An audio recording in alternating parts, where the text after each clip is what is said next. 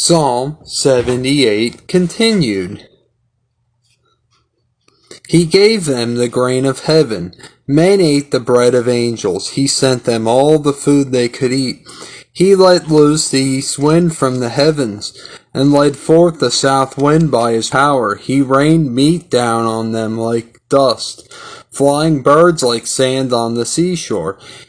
He made them come down inside their camp all around their tents. They ate till they had more than enough, for he had given them what they craved. But before they turned from the food they craved, even while it was still in their mouths, God's anger rose against them. He put to death the sturdiest among them, and cutting down the young men of Israel. In spite of all this, they kept on sinning. In spite of his wonders, they did not believe. So he ended their days in futility, and their years in terror. Whenever God slew them, they would seek him. They eagerly turned to him again. They remembered that God was their rock, that God Most High was their Redeemer. But then they would flatter him with their mouths, lying to him with their tongues. Their hearts were not loyal to him. They were not faithful to his covenant, yet he was merciful.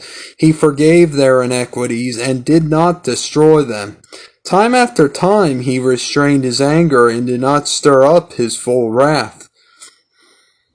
He remembered that they were but flesh, a passing breeze that does not return. How often they rebelled against him in the desert and grieved him in the wasteland.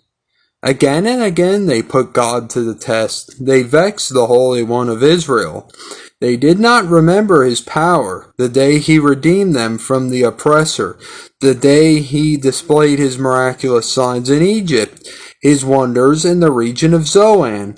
He turned their rivers to blood. They could not drink from their streams. He sent swarms of flies that devoured them, and frogs that devastated them.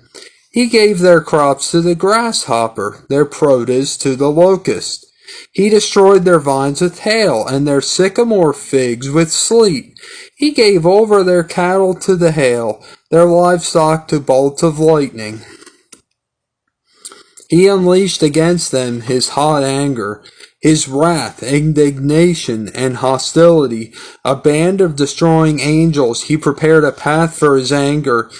He did not spare them from death, but gave them over to the plague. He struck down all the firstborn of Egypt, the firstfruits of manhood in the tents of Ham. I'm going to have to make another part, guys, so just hang in there.